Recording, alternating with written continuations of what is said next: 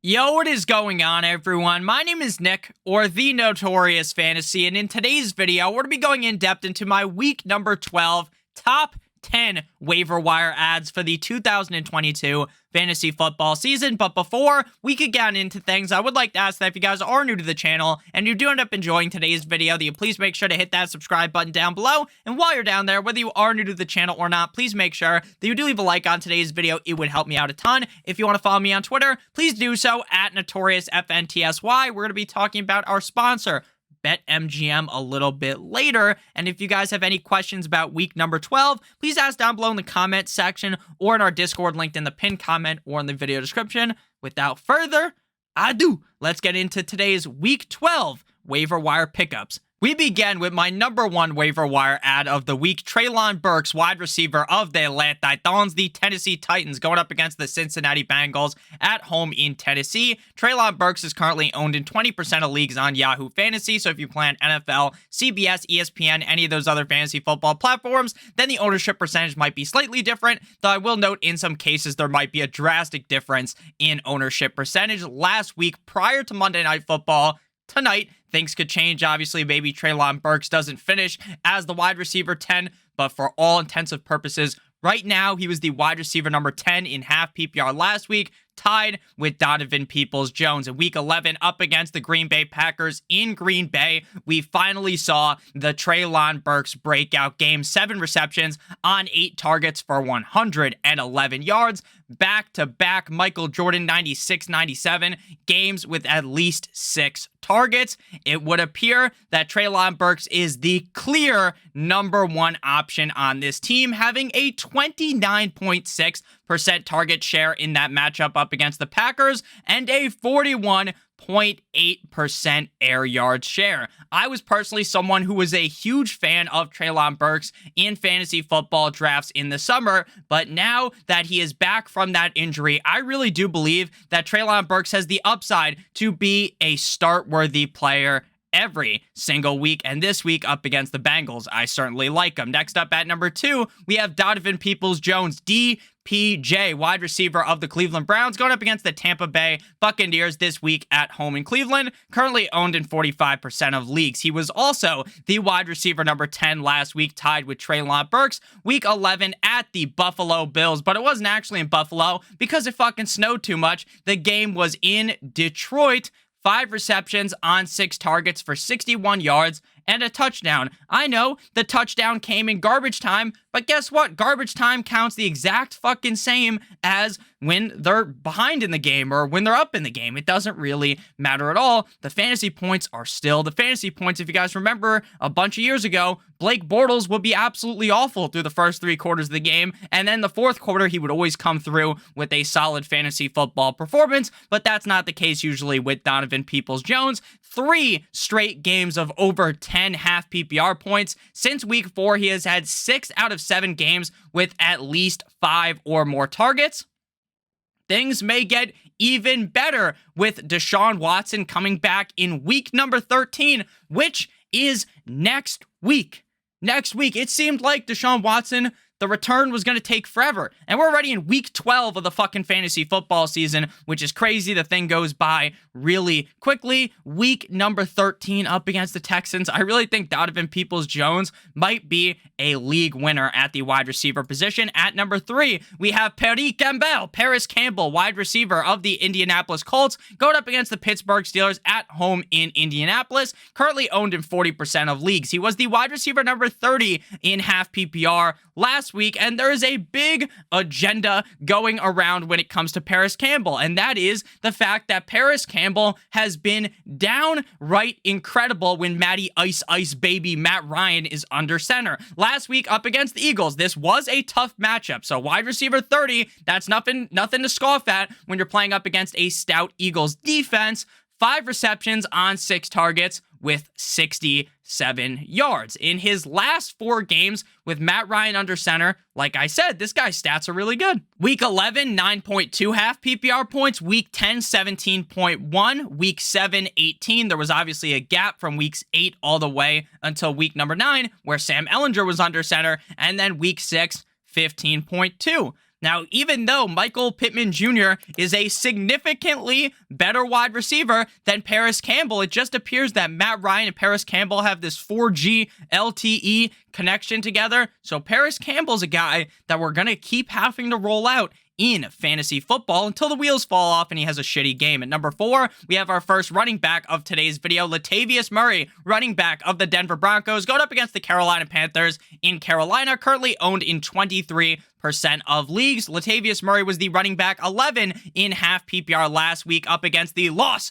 Vegas Raiders, having 17 rushes for 49 yards, not 94 yards. That would have been incredible. 49 yards and a touchdown. Also going 4 for 4 like he was at Wendy's. 4 receptions on 4 targets for 23 yards. The Broncos snap count at the running back position is hilariously close. It's basically a 50-50 split between Murray and Gordon. Murray with 31 up against the Raiders and Gordon with 28. Latavius Murray continues to look better than Melvin Gordon, but it really feels like this team is never going to fully pivot away from Melvin Gordon, that Melvin Gordon is always going to be there. Melvin Gordon could snag the touchdowns, but at the end of the day, if you are down astronomical at running back, hopefully you're not because there's no one on bye this week, there are a lot worse options than Latavius Murray. At number 5, we have Darius Slayton of the New York Football Giants going up against the Dallas Cowboys at home in MetLife, 51%. This game is on Thanksgiving, 4 p.m. Eastern Standard Time. Wide receiver 18.5 PPR last week, and Darius Slayton is basically the only wide receiver that has an ounce of talent that is still healthy for the Giants because Wan'Dale Robinson is done for the season, so we just have to continue to see Danny Dimes throw the football to Darius Slayton more because there's no one else to fucking throw the ball to that is any good. Week 11 up against the Lions in a really bad game out of the Giants. Daniel Jones went back to his bullshit. Same old bullshit for Daniel Jones. Went back in the time machine and played like absolute ass. He threw that game away. Jamal Williams pounded the Giants defense into submission, 50 Shades of Grey style. But ultimately, Darius Slayton still had a good game. 5 receptions on 10 targets for 86 yards. And now he's had 4 solid games in a row. I think people need to start throwing some more respect onto the name of Darius Slayton. At number 6, we have Samaje Perine, running back of the Cincinnati Bengals, going up against the Latavius in Tennessee, currently owned in 8% of leagues. But before we break down Samaje Perine, I would like to give you guys a quick word for our friends and our sponsor over at BetMGM, and they have a brand new exclusive offer for you. If you're a new user on BetMGM, all you gotta do is click on the link in the video description or in the pinned comment. Now, the World Cup started yesterday as you're watching today's video. So if you're a brand new user and bet $10 on any game in the World Cup, if there is another goal that is scored in the World Cup, doesn't even have to be in that game, you receive $200 in free bets. So it's guaranteed to happen. This is a no-brainer. It is guaranteed to hit. You will receive $200 in free bets. So I'm going to throw this onto the screen right now. You're going to look at BetMGM at the top. You click on soccer. We don't call it football here in America. And then you are going to navigate over to whatever game you want. Again, your bet doesn't even have to win. You just click on the game. You bet $10 on it, and you will receive $200 in free bets if another goal is scored in the World Cup, which again is guaranteed to happen. So you can turn $10 into $200 in free bets by just depositing using the link down below in the video description. Please make sure that you guys take advantage of this right now because it is going to disappear in 2 weeks. Back on into things, we have Samaje Perine at number 6. Last week, this motherfucker was the running back number 2 in half PPR. Week 11 at the Pittsburgh Steelers, 11 rushes for 30 yards, 4 receptions on 4 targets, again like he was at Wendy's, for 52 yards and 3 total touchdowns. 3 tugs? Sounds like something Deshaun Watson would like to do. Joe Mixon exited the game last week with a concussion. He could definitely return this week. But if he doesn't, then even up against a tough Titans run defense, you would have to believe Samaje Perine would be a great play in that matchup. If you are someone who has Joe Mixon, make sure you pick up Samaje Perine. And even if Mixon is back, make sure you don't cut Samaje Perine because right now we're knocking on the fucking door. Knock, knock, knock, knock. It's almost time for the fantasy playoffs and you need to have your handcuffs prior to the fantasy playoffs, because if something goes awry and your starting running back gets hurt, it becomes very difficult to pick them up if you don't already have them. So Samaje Perine, my number 6 player to add. At number 7, numero 7, we have Greg Dulcich, tight end of the Denver Broncos, going up against the Carolina Panthers in Carolina, currently owned in 61% of leagues. Now, I know Greg Dulcich shit the bed in a big way. He was in need of some huggies in week number 10, but in week number 11, up against the Las Vegas Raiders, he ended up waking up in that match. Not a great game, but hey, better than the week prior. Tight end 15, half PPR, tied with Cole Kmet, a guy that I really liked going into last week. 4 receptions on 5 targets for 30 yards. Now, I understand Russell Wilson sucks absolute donkey cock at being a quarterback at the NFL level, but ultimately, even with Mr. Unlimited at the starting quarterback position, I still think Greg Dulcich could get it done up against the Panthers. The Panthers are a sneaky good defense. Sneaky good, but ultimately, I still do think Greg Dulcich is very fantasy viable. At number 8, we have Jameson Williams, wide receiver of the Detroit Lions, going up against the Buffalo Bills at home in Detroit. Back-to-back games for Buffalo in Detroit. According to the broadcast, they said that the Lions were going to go back to Buffalo and then go back to Detroit on Thursday or Wednesday for the game. That makes no fucking sense.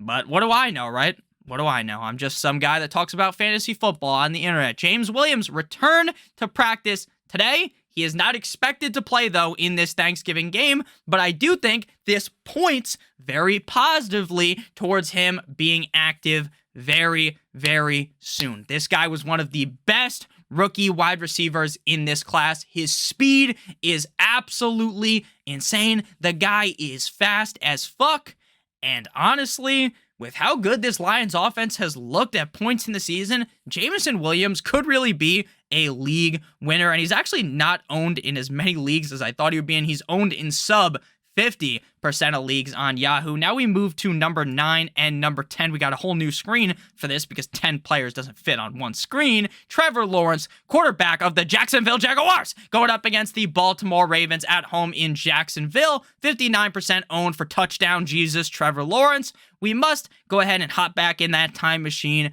to week 10 because the Jaguars, the Bucks, and the Dolphins, all of Florida was on bye in week number 11. In week 10, up against the Kansas City Chiefs in Arrowhead, Kansas City. Quarterback number 6 on the week. 29 completions on 40 attempts for 259 yards and 2 scores. 4 rushes for 26 yards. Now, Trevor Lawrence has had some games where it's like, oh shit. That's why they drafted this man at number 1 overall last year. Then we've seen other games where it's like, ugh. Trevor Lawrence, man, you have Christian Kirk, you have Zay Jones, you have Evan Ingram. I'm not saying this is the most pristine wide receiver core in the NFL. Next year, I'll have Calvin Ridley, so Trevor Lawrence could be in for a humongous third-year leap. But like I said, there's been some down games, some great games. Ultimately, the Ravens' defense looked great up against the Panthers, but the Panthers' offense just is inept.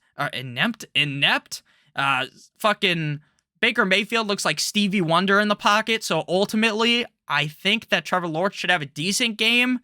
The streaming quarterbacks this week are pretty brutal, so I think Trevor Lawrence would be the best out of those guys. Final player to talk about, Mr. Deshaun Watson of the Cleveland Browns, not playing anyone this week because he's not starting until next week, which we alluded to a little bit earlier. 48% owned on Yahoo. He makes his season debut next week up against the Texans in Houston. That crowd is going to be absolutely insane. It is going to be crazy to hear the chants that they are going to shout at Mr. Deshaun Watson. But if I'm being honest with you, the fact that he's only owned in 48% of leagues is ludicrous. It makes no sense. It doesn't add up. Because, look, I know Deshaun Watson might not come out and be that top 5 quarterback that I think he could be. But the fact that he has top 5 quarterback potential rest of season when healthy makes him an insta pickup if you don't trust your quarterback. For instance, if you have like Russell Wilson and you don't have Deshaun Watson on your roster, then you are stabbing your team in the back like your team was O.J. Simpson's wife. So, honestly, right now, Deshaun Watson should be a must-add candidate. He's only at number 10 in the rankings because of the fact that we've talked about him so many times, but his ownership is so low that it's confusing. And because he's not playing this week. So thank you guys all so much for watching. If you did end up enjoying, make sure you hit that subscribe button down below, as well as hitting that like button. It would help me out a ton. If you want to follow me on Twitter, please do so at NotoriousFNTSY. Make sure if you have any questions about week number 12, crazy week 12, ask down below in the comment section. And make sure you check out this BetMGM offer. Bet $10 on any World Cup pregame money line, and you receive $200 in free bets if anyone scores in the World Cup from now all the way until the end of it, which is guaranteed to happen. So thank you guys all for watching today's video. I love you guys all. I hope you have a great rest of your guys' day. We'll be back tomorrow with some more videos. And as always, good boy!